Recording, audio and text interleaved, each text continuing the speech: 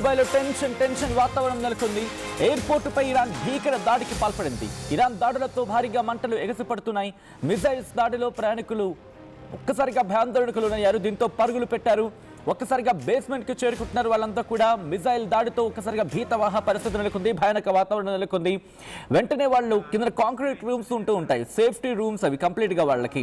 అంటే అక్కడికి వెళ్ళి బంకర్స్ కింద మాట్లాడుకుంటుంటారు వాటిని. ఆ బంకర్స్లోకి వెళ్ళిపోతారు. బంకర్స్లోకి వెళ్ళిపోయి ప్రాణాలను కాపాడుకునే ప్రయత్నం చేస్తారు. ప్రెసెంట్ బేస్మెంట్స్లోకి వెళ్ళిపోయే ప్రయత్నం చేస్తున్నారు. ఇరాన్ చేసిన దాడులతో భారీగా మంటలు ఎగసిపడుతున్నాయి. మిసైల్స్ దాడిలో ప్రయాణికులు పరుగులు పెడుతున్న విజువల్స్ మీరు చూడొచ్చు ఆర్టీవీ స్క్రీన్ మీద. దాడితో ఎయిర్పోర్ట్ అధికారులు అప్రమత్తమయ్యారు. ఎయిర్పోర్ట్ని ఖాళీ చేస్తున్నారు సిబ్బంది అంటే అర్థం చేసుకోవచ్చు. ప్రస్తుతం గల్ఫ్ దేశాలపై యుద్ధం ఆపేస్తామంటూనే దాడులకు దిగింది ఇరాన్.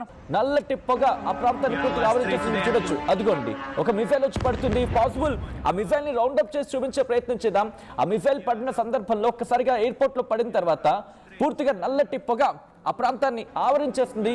మీరు చూడొచ్చు ఒక వైట్ కలర్ ఒక చిన్న మెరుపులో వచ్చింది. మీరు చూడొచ్చు చిన్న బ్లింక్ వచ్చింది అన్నమాట. ఆ బ్లింక్ వచ్చిన తర్వాత వెంటనే టప్ అని కొట్టి పడేస్తుంది. ఎయిర్పోర్ట్లోకి దిగింది ఆ మిసైల్. వెంటనే పూర్తిగా దాడి దిగిన పరిస్థితి మీరు చూడొచ్చు. పక్కనే విమానాలన్నీ కూడా అక్కడ నిల్చొని ఉన్నాయి. దాదాపుగా 4-5 విమానాలు మనకు కనిపిస్తున్నాయి.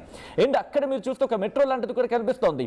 ఎప్పుడైతే మిసైల్ దాడి జరిగిందో పూర్తిగా ఆ ప్రాంతం అక్కడ సాధారణంగా ఏం జరుగుతుందంటే ఎయిర్పోర్ట్కి సంబంధించి వాళ్ళ రన్వే మీదో లేకపోతే అక్కడ దాడులు చేస్తుంటారు. సో దట్ ఏమవుతుంది, ఎప్పుడైతే రన్వే మీద అటాక్ జరిగిందో భారీ గుంతల ఏర్పడుతుంది.